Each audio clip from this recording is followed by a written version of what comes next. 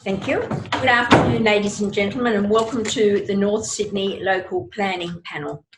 Due to the COVID restrictions, we are doing this remotely.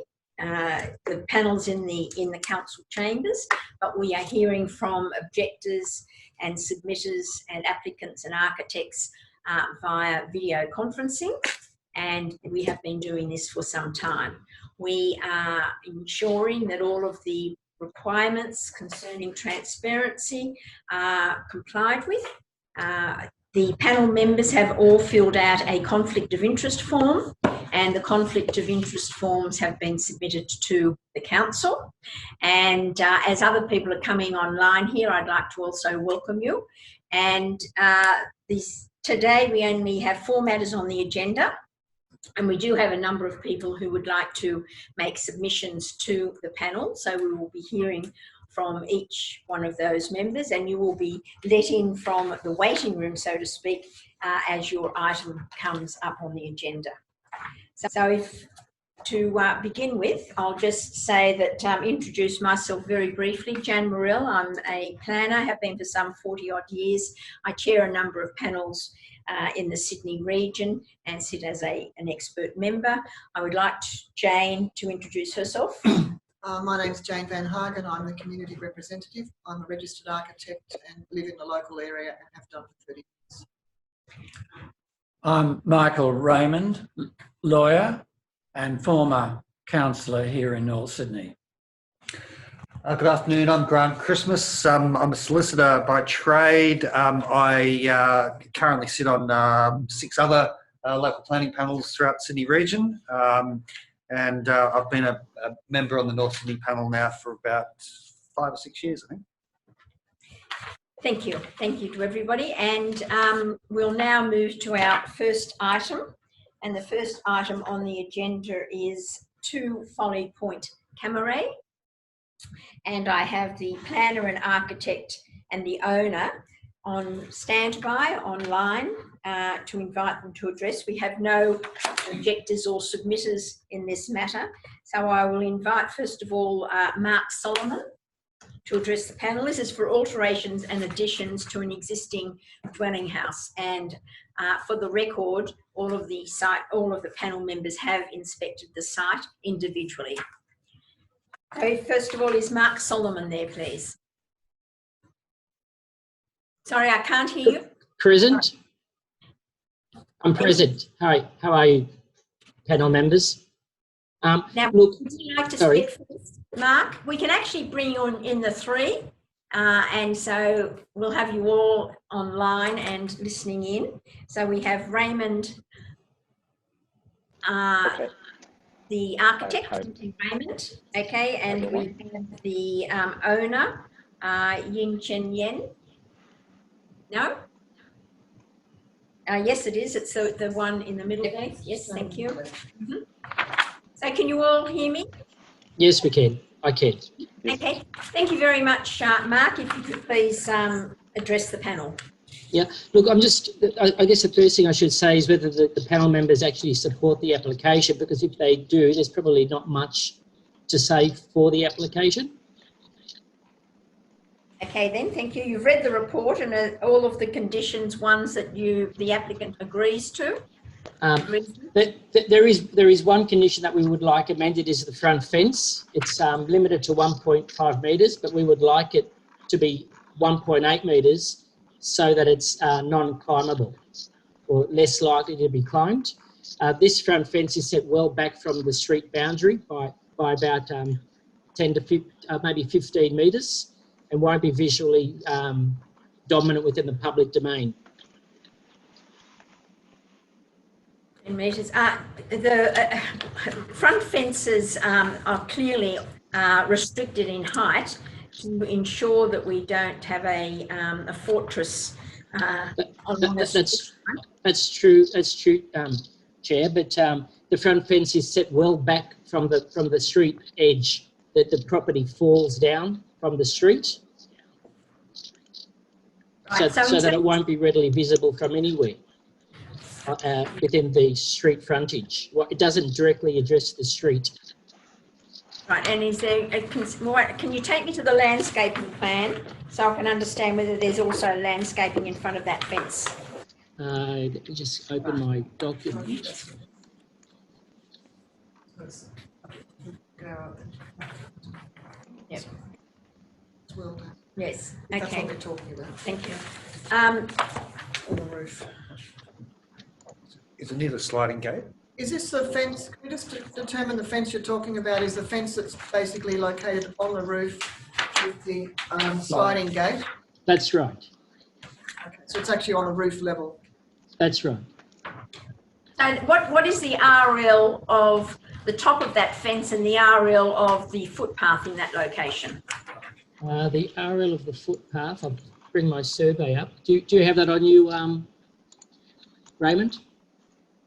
I'll have a look. I should be I'll able just to bring the find it survey plan up. easily. It's a considerable distance. Yeah, it's probably worth looking at the photos. Yeah, it's in the Okay. photos. Where are the photos? Report.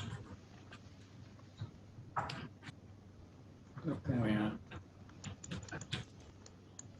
Down the bottom of the drive. Mm, Yeah. okay. It's quite a, It's down the bottom of the drive, is it not, the fence? That's right. That's right. Yeah. And So the road is elevated. That's it's about correct. 1.8 meters of a drop from the curb. So there's 1.8 Alright. metres of drop. Now, Correct, from foliage. I'm trying to find my survey plan, but I don't have it immediately available. well, there's a western elevation on page 6 of our report, figure 5 on here. So that's the road. This is The R, All right. the streets up here. So making sure too much. Right. Can I ask a question? Yep. Could I ask a question of the architect? So visually, your proposed 1.8 metre high fence would be approximately approaching the height of just below the height of the existing garage, or the height of the existing garage door? well, the height of the existing garage is RL 24. And the plan, Right. plan is 24. Oh, it's 21.3. 22. actually the survey Roof plan RL shows is at 21. the Yep, survey go plan ahead. shows No. 21.25 of the RL for the roof. 21.25 Yes. for the roof, garage roof. No, on the roof of the actual structure No, that no. the fence is on is 21.25. Yes. And at the top of the street, I've got here 23.4. So 2 metres higher. Yeah. But that's a sloping To the structure. top of the curb is 25.28. To the top of the curb Okay. 25 to 8. at street level is 25.28, and the roof of the main building where the fence sits is 21.25. So it's approximately 4 metres. Very well. So you will not be, it won't be in your sight line looking from the footpath to the water. I'm just ensuring that we don't get view corridors from the No, street. no, no. It'll still sit about 2.2 metres below the curb level. And what sort of a fence is proposed? Raymond? Detailed design of the fence. Correct. So it's an angled sort of lattice metal sliding gate or swing door gate as well, which is semi-permeable, you can say. So it's not a full.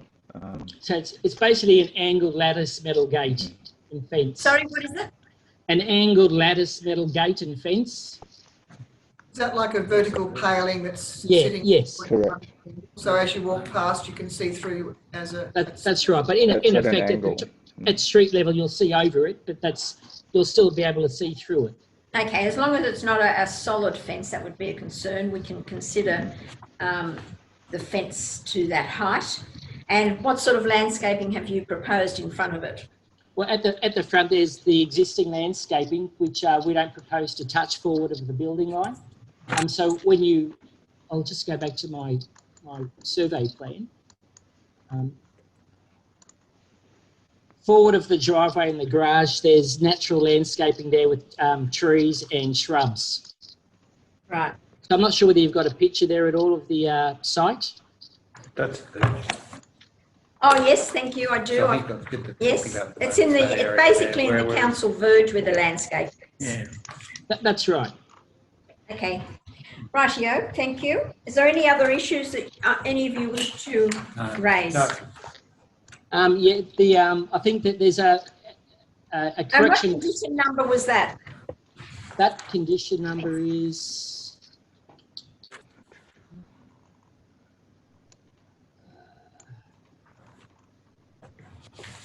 C11. Yeah, page 27. Front fence. Okay, thank you, yep.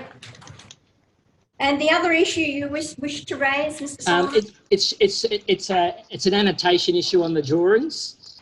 One part of the drawing shows that the awning structure is to be white, and another shows it to be as like a stainless steel finish. So we just want to clarify the finish. Yep. And which is it? The finish actually should be that stainless steel finish, not the white finish. So what plan number was that incorrectly cited in? Yeah, I'll tell you.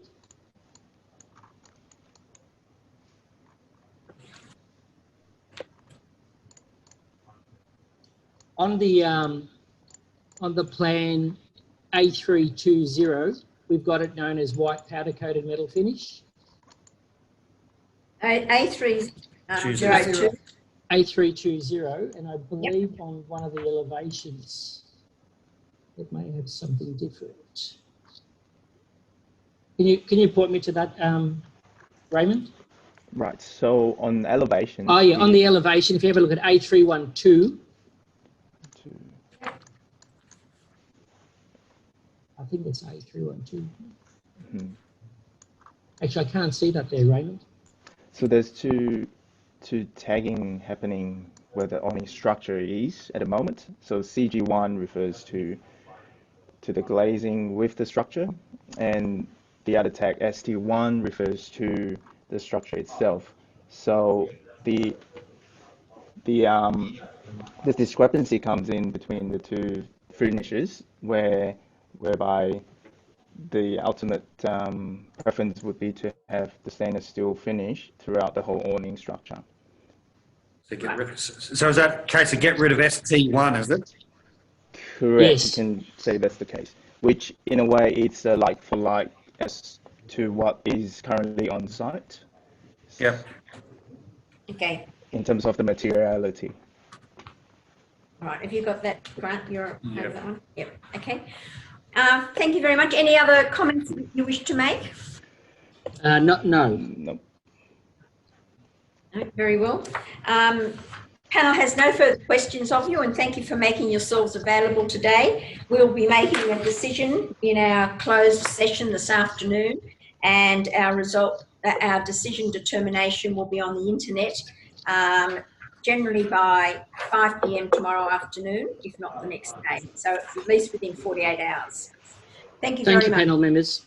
Thank you. Thank you. We shall now move to item number 2, which is 44 Jeffrey Street, Kirribilli. And if we could have the owner, Christina Dixon, and the planner, Wesley Folatarik, let in, that would be lovely. Thank you.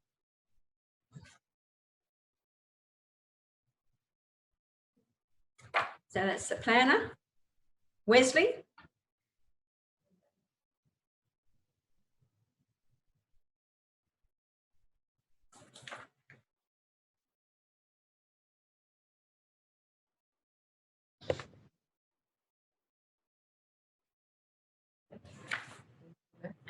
Now, is that we have Wesley there?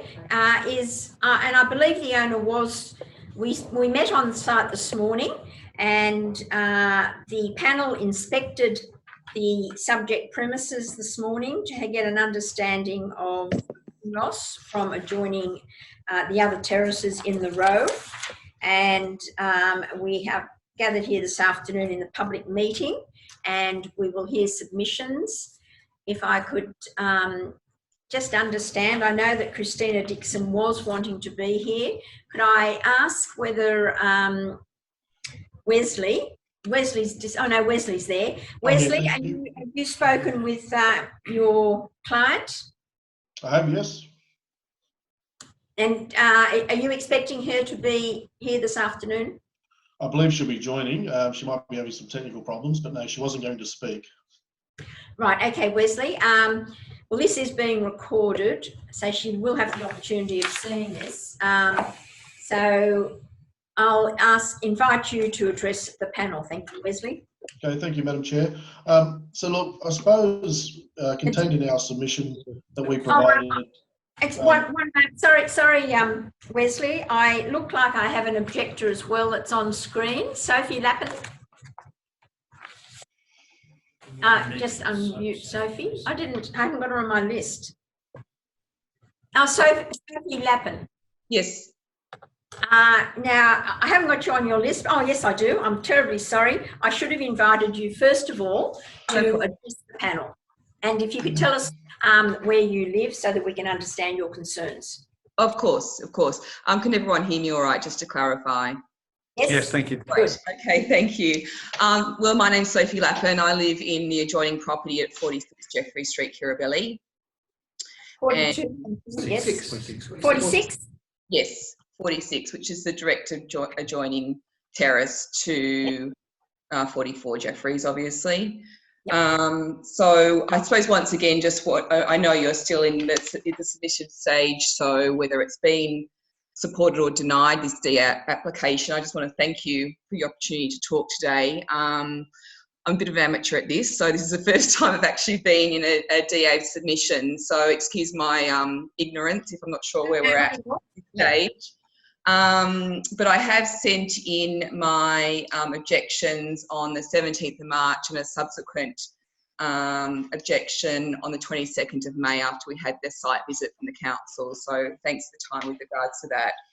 Yes. Quite simply, my objections are just for this DA.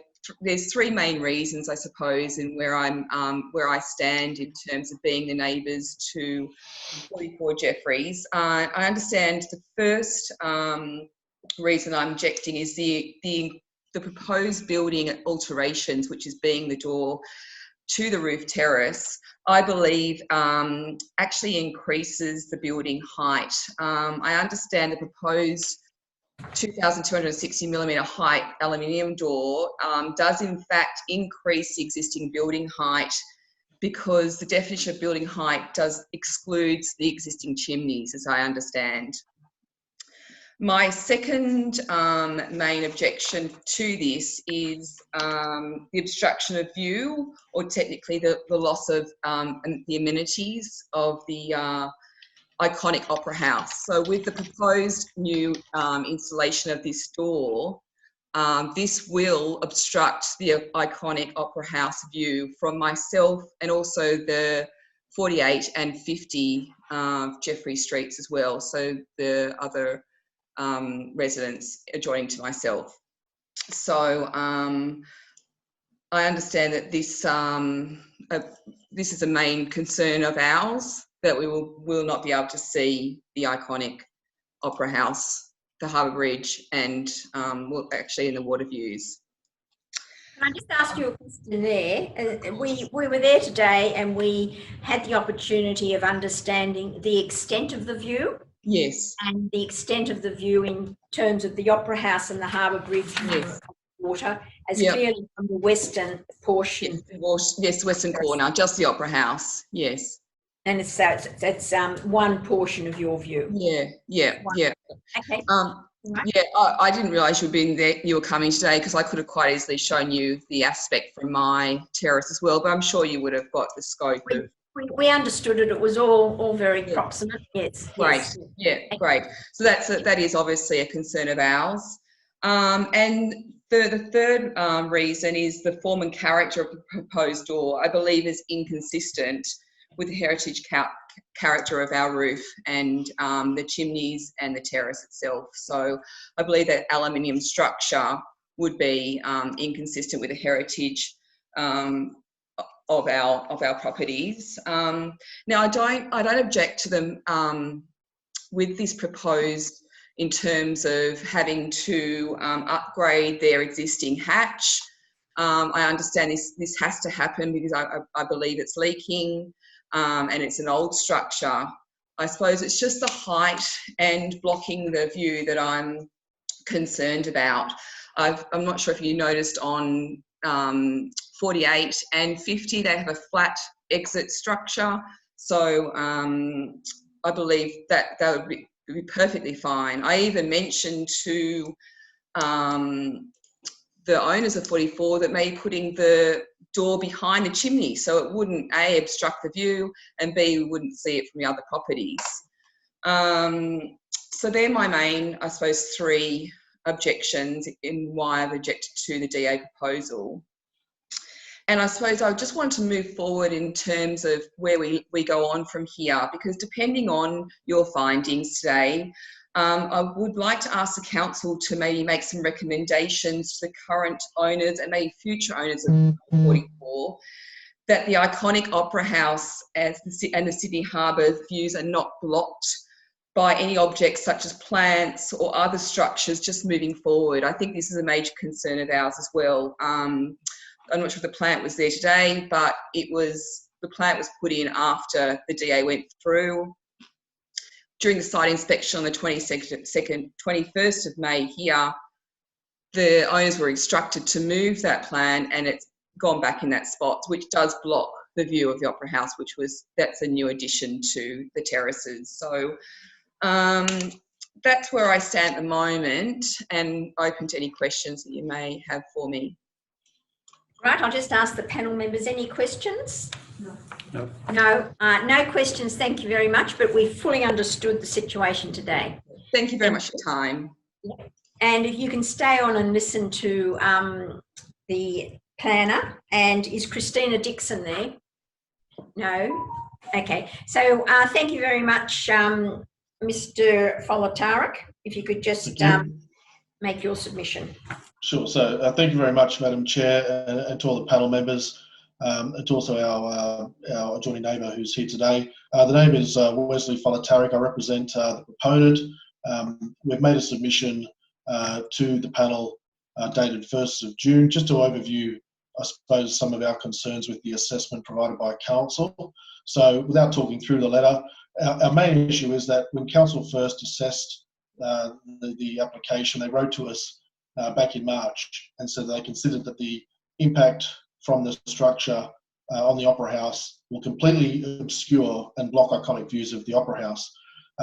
We did put a submission back to council dated 13th of May, which you'll no doubt have in your records, where we clearly went through the tenacity principles and pointed out that, in fact, the impact was probably going to be minor, really at best, to any impact on the Opera House. In fact, the worst case view to be observed, or the impact, would probably only really affect the forecourt of the actual Opera House itself. And this is considering that the view from the property from the easternmost aspect of the terrace is only one of a number of viewpoints you get of the Opera House and the Harbour Bridge on site, and it's very, very minor. So we asked council to, if they would have a relook at that, and they did. They went back out on site, I think around about the 22nd of May, to have a look at it again. And in their subsequent report to the panel, they've now found that the impact on the three properties that made submissions is either minor to moderate or minor in the case of the furthest most terrace house. So that's a very significant shift from council's point of view, from saying it'll completely obstruct and block iconic views, to understand it's probably only minor to moderate. So it seems that the council's then rested their recommendation on the fact that the height of the terrace exceeds the maximum building height quite considerably, and then considering the tenacity principles, that it's an inappropriate impact to have on those adjoining properties. What we submit to council is that, and the panel, is that all these terraces are in breach of their height by a significant degree because the building height overlay came in a great deal of time after these terraces have been constructed. So to interpret the tenacity principles and suggest that they're already in breach of the building height and therefore this structure is a bridge too far, so to speak, and will completely delete views. The views are being observed from portions of adjoining terraces that wouldn't comply with the height as well. In fact, one of those properties, I think they made a submission, might have been number 50, have got a raised viewing deck about 300 millimetres off the finished surface of the original terrace roof that they've constructed previously with consent from council, I believe. So that in itself, again, is another breach, and again, has been used as, we can't see any structures on this roof because it may in some ways impact upon the view we have to the Opera House and the Harbour Bridge and the harbour. Councils finally then rested their case on, in light of what they've seen now to be a minor to moderate impact, which they consider to be unacceptable. They're saying that there are other skillful design options that can be looked at to address the issue. We have looked at those. There's not really several options. The options are to, pull back the frame to be completely obscured behind the chimney, but that comes at considerable cost to reconfiguring the stairwell to the doorway. And I think that this was done by the owner did some work to the stairs here some years ago at a cost of about $25,000. So it would obviously be much greater again to go and do that again today. That's considered to be extremely costly when we go through the tenacity principles and look at it and find that we're really only having a very, very minor impact on views as observed from those 3 adjoining properties that make submissions. And what I also submit is that the submissions received, and of course council's assessment, was really focusing on the view from that easternmost portion of the terrace, which you really have to observe when you're sort of standing along that front edge of the terraces. To me, I think the superior views are to the southwest, again, across the rear boundary, not directly across the side boundary, as what we see here in the objections received in council's view. In my view, that's clearly superior, and that's not being impacted at all.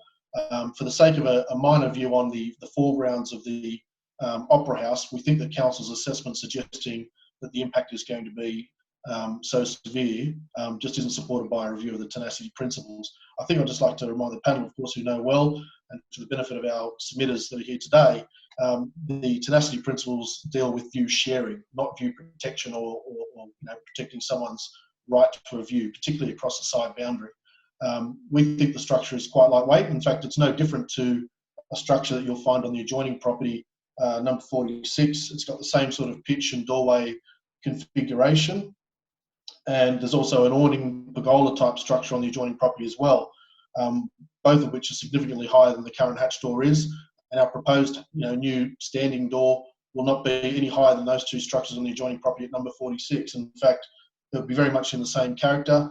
And if character and heritage were considered to be a major concern, then that doesn't say that we can refuse the application. It simply says we need to have a look at conditioning materials and finishes to be in keeping with the supposed character of the area. So that can be accommodated without needing to refuse the DA. So I think I'd like to just close on that, Madam Chair, and just say that we believe that we've reviewed the impact consistent with the tenacity principles, and we find that the impact is going to be negligible to minor, not nearly as strong as council first suggested, and we believe that there are a strong case here to support the application, given that it's simply going to improve the ease of access to the terrace roof and the enjoyment of the property for the owner.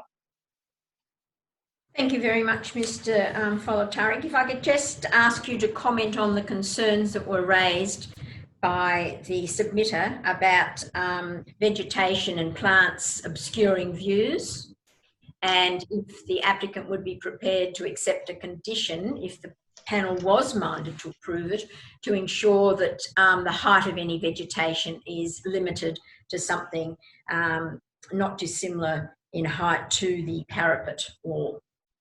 Yeah, look, thank you. Again, I don't see a reason why there can't be such a condition. There was no malice on the intent of the owner in doing that. In fact, we weren't instructed to remove the tree. We moved it simply the other day just to ensure that when council went back out there to again look at our concerns, they could actually see the upper house unobstructed without the plant there.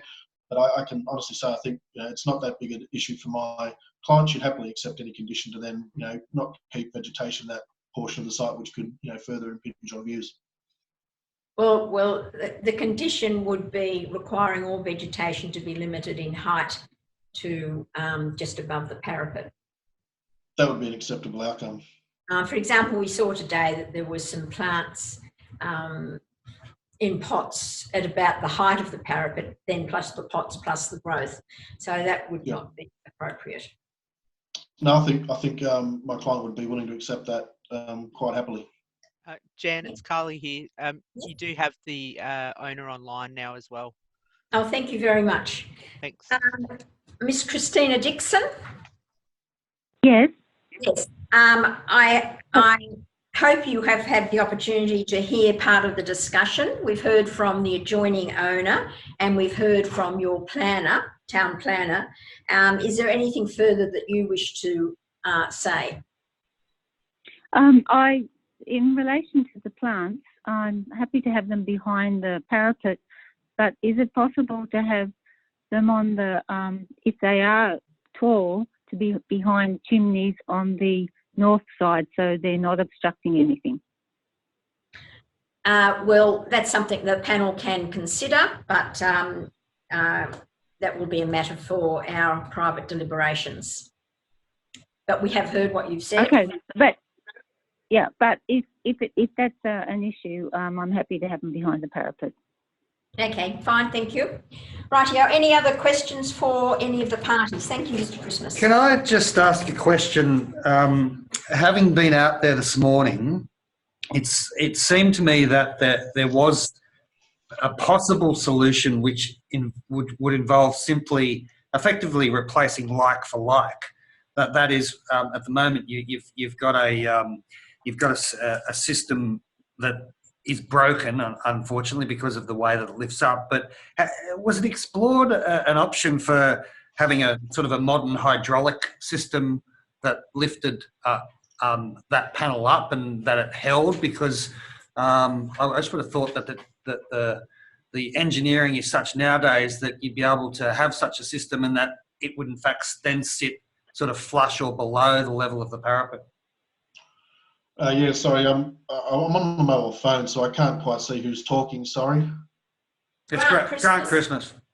Yeah, thank you, Grant. Apologies there. Yeah, look, we did discuss that solution, and there's a couple of problems with that. One would be privacy, and that's that when the hatch door is currently open, you can actually see down the doorway from adjoining properties. Not that there's been an issue that I'm aware of in the past, but it is a real issue that you can sort of see down the hatch. So that if you were to put a new like for like on it, the client would want some sort of sheath or something that lifted up with it to give it privacy as well when it's opened, so you can't see inside the stairwell because it's quite close to the adjoining property. And there also would be an issue, it would have to be engineered fairly strongly as well, being where it is located on the top of the roof there. Wind is quite a big problem, and with such a large lead, it does capture the wind quite strongly, and it can do damage to the hinges and need them to be replaced from time to time. So from a maintenance point of view and ease of use and privacy, the client preferred to go down the path of an upright door that they can access in normal standing position.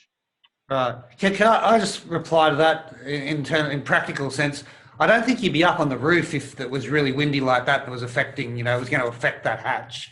That would be my response to that matter. And secondly, if there's an issue about privacy, then the reason that it's open is because people are on the roof, so they're going to be visible to the neighbours anyway. I'm sorry, I just those couple of reasons in practical terms I don't particularly accept. But I'm not saying that your proposal is unacceptable. It just seems to me that replacing like for like may be a more sensible option and maybe something that wouldn't in fact have any impact on the neighbours at all. Anyway, that's something I'm going to give consideration to. I just wanted to flag it with you. So thank you. Yes. Yep. Jane Van Hagen here, the community rep. I'm just wanted to ask a question in regards to the National Construction Code in the situation where a doorway is placed at the top of a stair. I would expect that you'd be required to have a landing of 700 mil from the top riser to the doorway.